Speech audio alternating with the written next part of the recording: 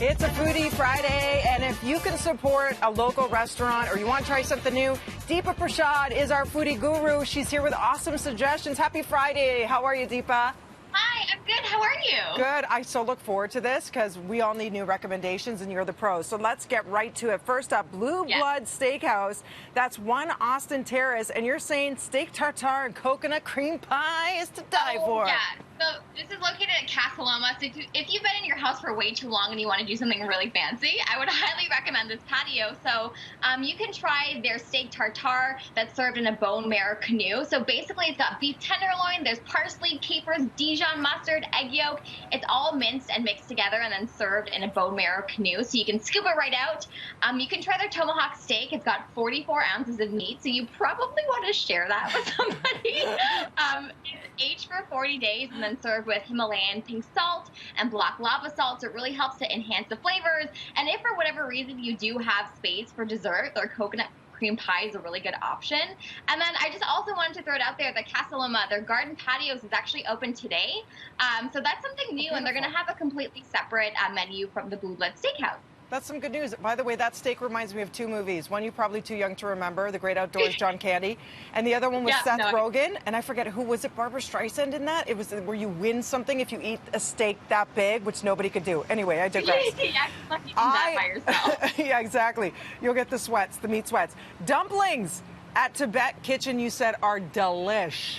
Yes, I love the Tibet Kitchen. This is a staple in Parkdale. So they're specializing in Tibetan and Himalayan cuisine. So you have to try their deli momo. These are basically a dumpling dish. So Tibet dumplings are a bit different because they have a thicker skin. So when you bite into them, they've got this great doughy texture. And they're typically stuffed with seasoned chicken, beef, or veggies. And then the sauce that they put on top is what makes it really special. So it's like a tomato-based sriracha sauce. They add some chilies on there for some extra heat. Then they pour it on top and serve it on a sizzling plate. And if you are feeling like a bit more adventurous, you can try their blood sausage. So it's a traditional Tibetan appetizer. So it's a mix of rice, ground beef. They put that together with some of the beef blood and then put that in a casing and then cook it. Then it's ready to eat. Okay, well, if you enjoy a vegan or vegetarian dish like myself, you've got this awesome place called District Eatery, including the Bowl of Zen. Yeah, so I know that a lot of the places that I talk about are super heavy, so I'm like, let me pull it back a little bit with this one. So you got a lot of really great options at the District Eatery. So their Bowl of Zen, it's gluten-free. It's got ahi tuna sashimi. It's tossed in sesame oil, served with grains and kale, and topped with a ton of different veggies, and also fresh Thai chilies just for a kick.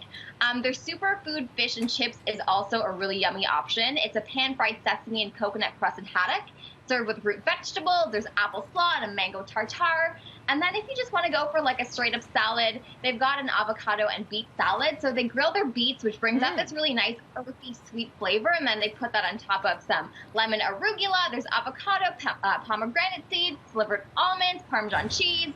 So you got the whole works there. Yes, please. I'll take that. Also, we're talking about comfort foods. It's a Friday. If gnocchi and dessert pizza is your thing, you've got the place, Deepa. Yeah, so this restaurant is called Familia. It is a really rustic and cute Italian restaurant. So you're going to get fresh pizza and you're going to get fresh pasta there. So if you like something a bit sweeter and more rich, you can try their pumpkin gnocchi that has brown butter and sage chopped with an amaretti cookie crumble. For fresh pizza, the vendemmia is a really good choice. So it's fresh San Marzano tomatoes, which are basically plum tomatoes from Italy. Then you got black olives, roasted red peppers, rapini, and a vegan ricotta. So that's kind of a nice salty contrast to the really sweet pasta. And if you want like a dessert pizza, they have a wood oven baked apple and cinnamon pizza. So it's topped with cinnamon apples, there's vanilla ice cream, and then a dusting of icing sugar. Oh my gosh, it looks so good. Now, if you've had too many cocktails the night before, you're going to want to go to something called The Morning After. The name's hilarious. And what do they serve up? Yeah, so they're known for their brunch food. So you got a lot of options there. So the first one I want to talk about is called the Wreckage. So the inspiration from this dish comes from Montreal, where Jojo, the owner, is from. So it's basically like a breakfast poutine. It's completely loaded. There's a bed of home fries with sausage and a bacon crumble. There's hollandaise sauce instead of the gravy. And then Montreal cheese curds. There's also a fried egg on top, so when you cut into it, you know, like that ooze happens, which is great. See, I like that. Steph Henry does not. She likes a dry egg, not a wet egg. We had a whole convo about this. That's delicious. Yeah, and it runs all over and mixes together. Then there's the mashup platter, which is basically what my dreams are made of. So it's an assortment of French toast, pancakes, waffles, and their French toast is called the Cure, which is like a cornflake battered brioche bun. It's deep fried and then covered with peanut maple syrup. So that sounds really good. Oh my gosh. And last, I love cereals.